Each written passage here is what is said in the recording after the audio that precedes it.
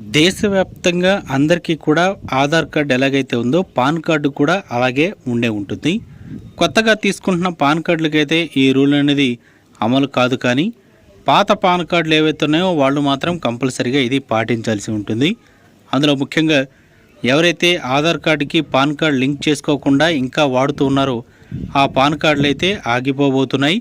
దాంతోపాటు మీరు ఆ పాన్ కార్డులను ఉపయోగించి ఏమైనా కానీ టీడీఎస్ లాంటివి కట్టడానికి వాడుతూ ఉన్నట్లయితే మాత్రం వాళ్ళకు కూడా ఇక్కడ చివరి అలర్ట్గా ఎక్స్లో అంటే ట్విట్టర్లో అయితే మనకి ఇన్కమ్ ట్యాక్స్ డిపార్ట్మెంట్ ఒక అలర్ట్ని అయితే జారీ చేసింది. అదేందో చూద్దాం.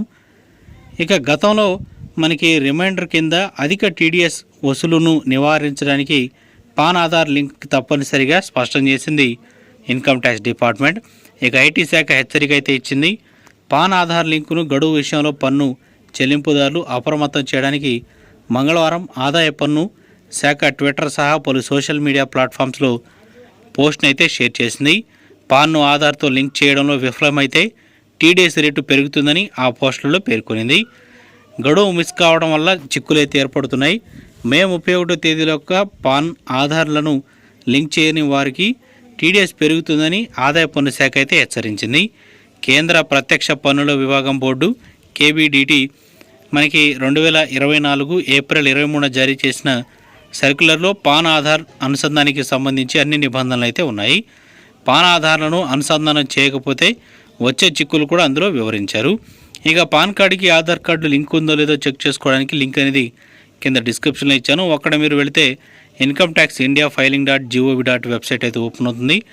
ఇక్కడ క్విక్ లింక్స్లోకి వెళ్ళి మీరు లింక్ ఆధార్ ఆప్షన్ అయితే ఎంచుకోవాలి. మీ పాన్ ఆధార్ నెంబర్ అయితే ఎంటర్ చేసి వ్యాలిడేట్ మీద క్లిక్ చేయాలి.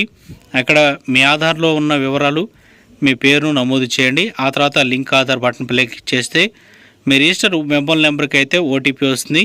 దాన్ని వ్యాలిడేట్ అయితే క్లిక్ చేయవలసి ఉంటుంది.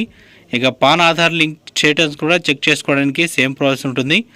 ఆధార్ లింక్ స్టేటస్ మీద మీరు క్లిక్ చేస్తే మీరు ధృవీకరించి ఉంటే ఆల్రెడీ వెరిఫైడ్ అని వస్తుంది. ధృవీకరించకపోతే నెక్స్ట్ ప్రాసెస్కి అయితే వెళుతుంది. ₹1000 జరిమానా విధించి మీరు డబ్బులు అయితే కట్టవలసి ఉంటుంది అనమాట లింక్ చేసుకోవడానికి.